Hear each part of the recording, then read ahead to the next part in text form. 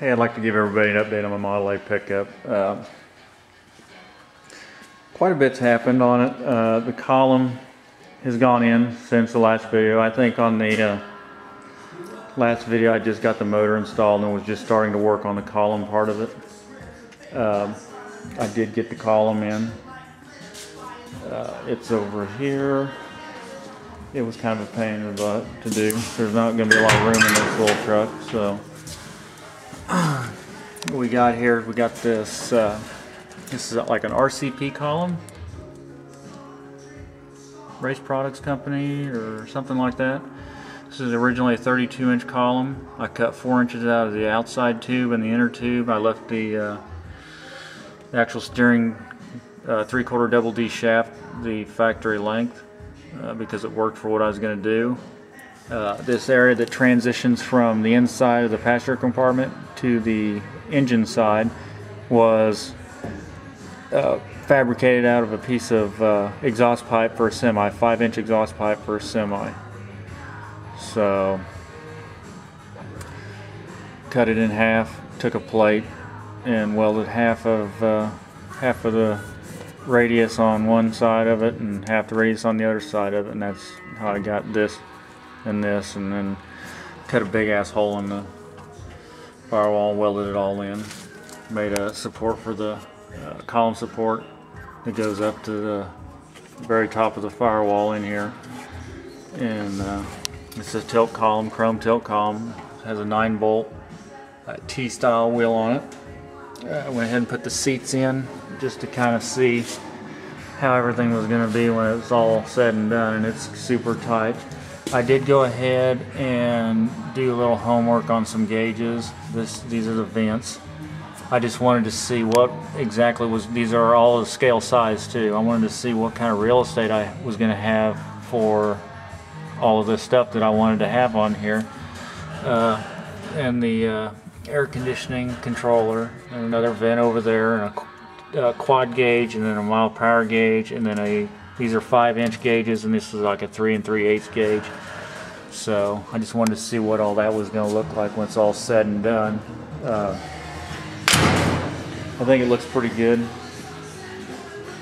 I went ahead and put the old bumper that I was on it when I bought the truck. I put that old bumper back on it. I do have a new one. I just didn't want to put it on because they kind of clamp on there, so I didn't want to mar it up. So I just went ahead and drug this one out of the flower bed and put it back on there. I did have to move these around a little bit. As you can see from this side, it got a little warm.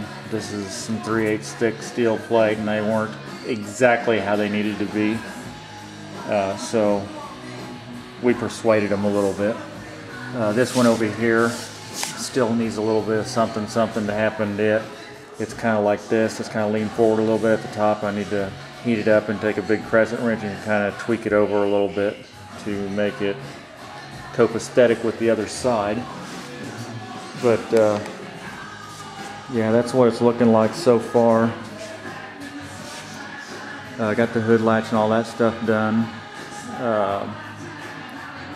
It's starting to look pretty good. You know, I've taken the rest of this year off from working on it because I got some homework stuff to do. Like I said, with the gauges, I need to make sure that I don't spend a bunch of money on gauges and then not have the real estate to put them in. So that's what I've been doing for the last several weeks since the column got put in. That was my only goal, was to get the column in. And speaking of the column, I don't know if you guys will be able to see this very good or not. I'll do my best. It's kind of dark underneath there, but yeah, you can kind of see it. Let me reposition this a little bit. This here is 2 single U-joints welded together right here to make my own version of a double U-joint. I have 3, 1, 2, and 3, the third one you can't see, Heim joints to hold all this in place. This back here, this area right here is the output shaft for the rack. I took the rack apart and shortened that shaft 1.5 inches. Welded it all back together, and then I had my dad put it in his lathe and turn it back down to smooth it up a little bit. But yeah, this all runs, this whole conglomeration runs underneath the motor mounts, and that's the reason why I took 1.5 inches out of this, because this here would have required me go halfway through the motor mount, and I didn't think that was a good way to do it. So I wish I hadn't had to cut that, because I don't like that. I don't like cutting on or welding on stuff that is steering related. So you can be for sure when I welded that I really burned her in.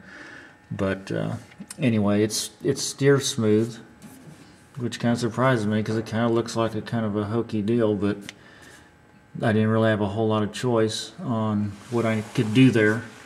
So anyway, there's that. And let me set you guys down, and I'll open the hood up so you guys can see what it looks like inside there. I did finally get an air cleaner.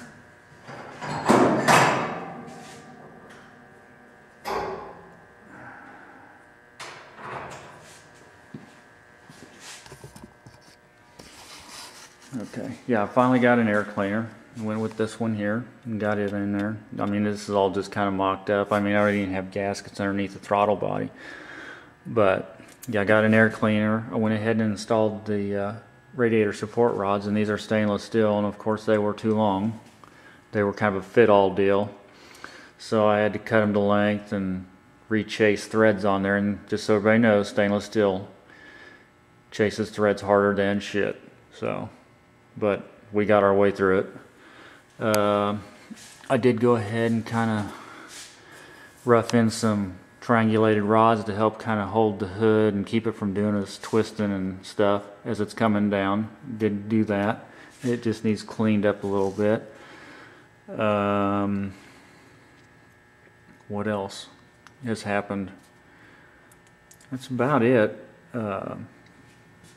You know, I've been doing, like I said, I've been doing mostly homework type stuff for the last couple weeks. I've been, you know, figuring out what size my ends are and writing on them, and I got the Vintage Air catalog out and was looking for some hard lines to exit out of this compressor, and finding out where each line is supposed to go and where a dryer is supposed to mount and what bulkhead fittings to get. Am I going to make my own lines, or am I going to have a friend of mine come over and do the pressed end hard lines or soft lines with the actual hydraulic pressed ends on it? Or, you know, they make a kit where you can do your own lines and a clamp on type kit. So I'm just still doing my homework on that. I want to make sure everything that I buy will fit before I buy it. So anyway, everybody, there it is. That's where I'm at right now, and that's where I'll stay until after Christmas sometime. I'm in the middle of cleaning my shop up because we always have Christmas out here. So anyway, everybody have a good Christmas. Thanks for watching. Bye.